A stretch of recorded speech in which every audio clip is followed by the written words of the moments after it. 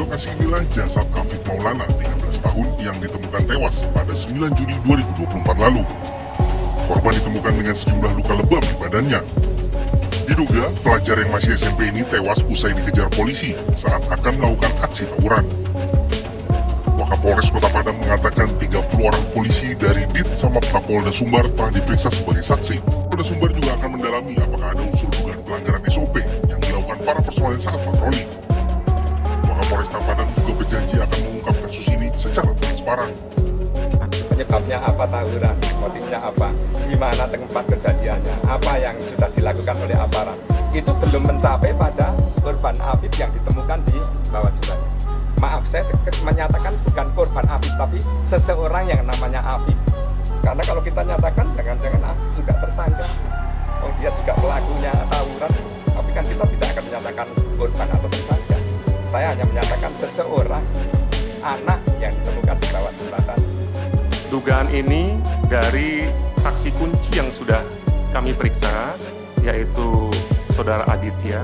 Aditya ini adalah kebetulan yang bersangkutan adalah yang membonceng, yang di depan motor berdua dengan korban, dengan Afif.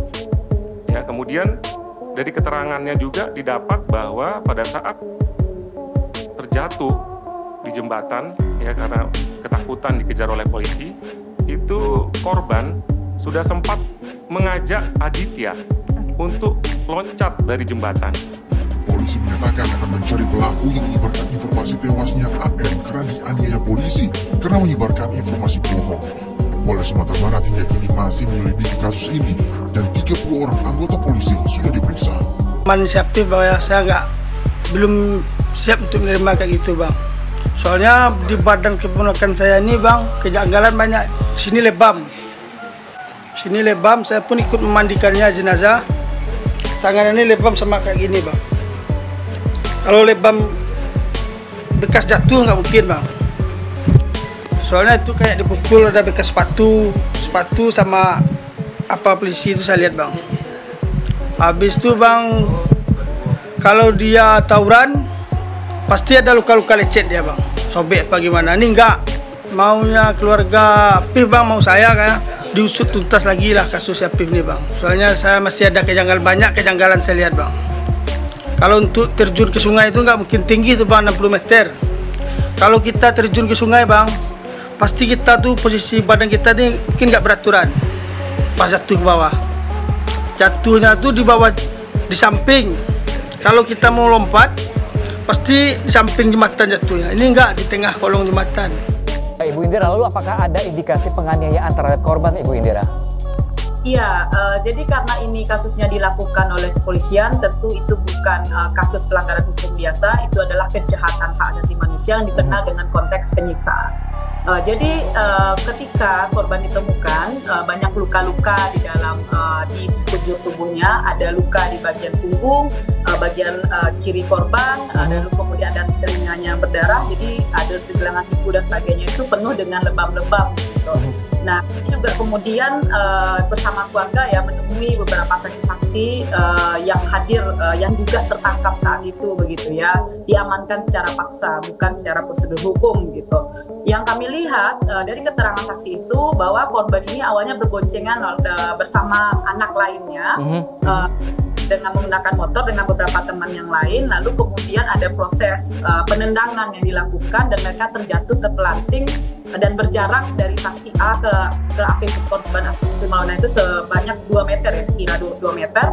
Lalu kemudian saksi A ini digerumut sama anggota kepolisian dan dia melihat waktu itu korban ini sempat dikerumunin oleh polisi begitu, tetapi dia juga diamankan dan itu terakhir kali dia melihat begitu korban digerumutin oleh polisi itu, dibarengin begitu dalam bentuk berputar gitu, dan dia juga dibawa waktu itu ke salah satu yang kami duga itu kepolisian sektor Kuranji, jadi diamankan di situ.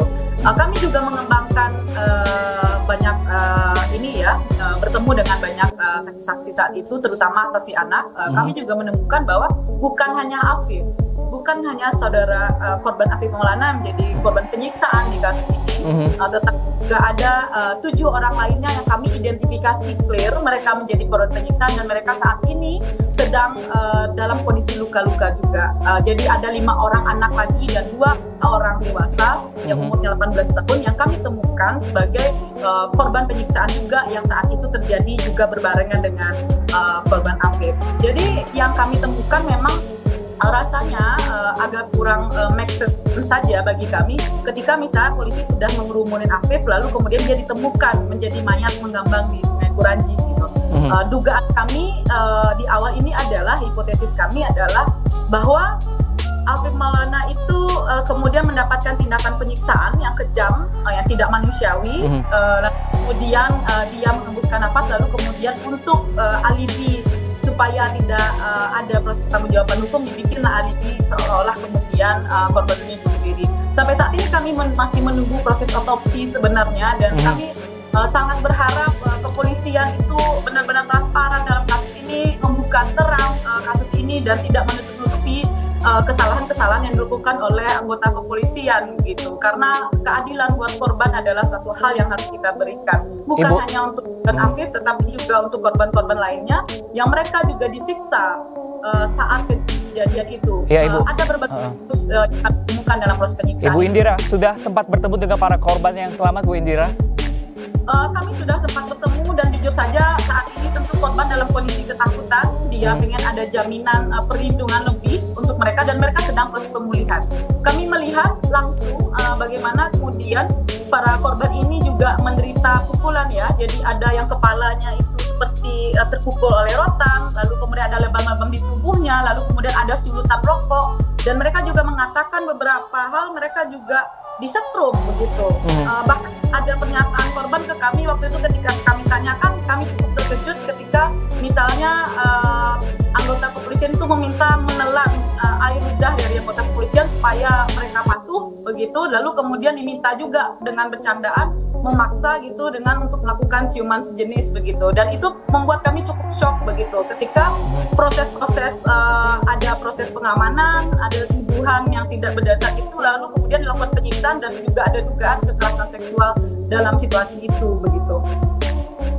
Oke, Ibu Indira, ini korban-korban yang selamat yang sempat Anda temui ini memang adalah orang-orang yang memang ikut tawuran saat itu atau seperti apa, Bu Indira? Tidak, jadi ceritanya teman-teman ini berkonvoi motor ya, jadi mereka berkumpul pakai motor, sebelumnya mereka sempat makan bersama begitulah. Karena waktu itu malam minggu, ini anak-anak remaja, masih level remaja, anak SMP, SMK dan juga kemudian masih di level-level di bawah 20 tahun, mereka berkonvoi begitu ya, bermotoran dengan beberapa teman-temannya begitu. Memang dalam proses penyiksaan itu kami menanyakan pengakuan apa yang ingin dimintai oleh tim Sabara Polda ini kepada kami. Mereka mengatakan kami diminta mengakui kami akan tawuran kakak gitu. Kamu tawuran di mana? Kamu geng siapa? Begitu. Memang ada tuduhan-tuduhan seperti itu. Kemudian paksa teman-teman ini untuk mengakui mereka akan tawuran. Tetapi malah tidak ada proses tawuran yang terjadi begitu. Dan kemudian Bu Indira, Ya, Bu Indira, ini polisi juga menunjukkan barang bukti sejumlah senjata tajam termasuk celurit. Apakah ini milik para korban yang Anda temui atau seperti apa, Bu Indira, dari pengakuan mereka?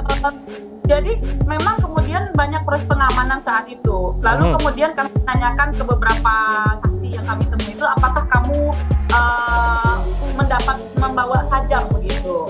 Memang mereka katakan tidak membawa sajam. Mereka yang kemudian waktu itu dibebaskan jam 10 pagi itu, jadi dari setengah 4 kejadian itu dini hari, lalu jam 10 pagi mereka dibebaskan semua gitu, karena mereka tidak ada sajam gitu. Tetapi harusnya kalau ingin melakukan proses hukum, tentu saja ini anak harus memberikan perlindungan lebih terhadap anak, bukan dengan cara penyiksaan.